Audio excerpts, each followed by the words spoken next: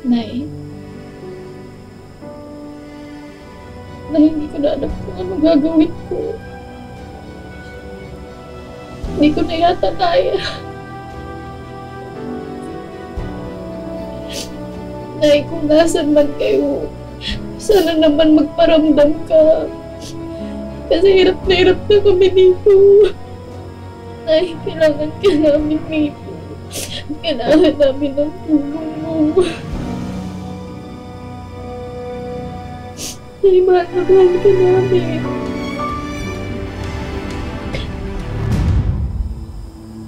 Huwag mo akong mumurahin. Sa buong buhay ko, ikaw pala yung taong nagmura sa akin. Walang yaka. Ikaw ba nagpapakain sa akin, ha? Hanggang ngayon wala ka pa rin? Yang utang mo! Magbabayad ako. Pagdating ng kapatid ko, isasaksak ko sa baga mo yung pera. In the first place, pera mo ba yan? Binabayaran ka lang naman para maningil. Makasingil ka naman sa akin, akala mo ikaw yung inutangan ko?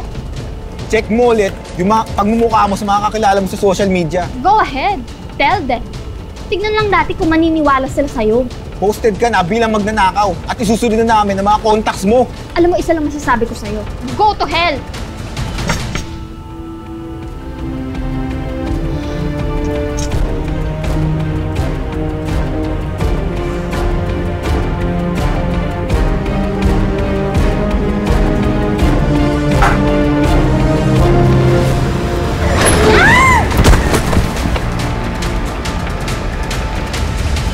Kuya, nakita ko yun! Binagamot ang babae!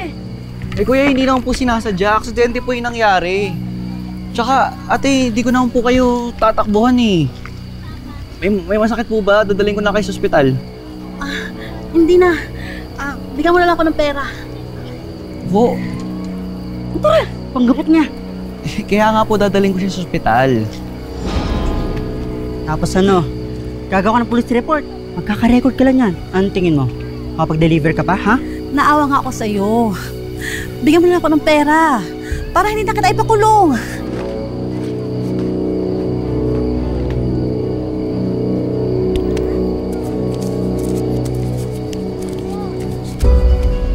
Okay na mo ba yan? Sige, huwag na lang po sana gawa ng police report ha.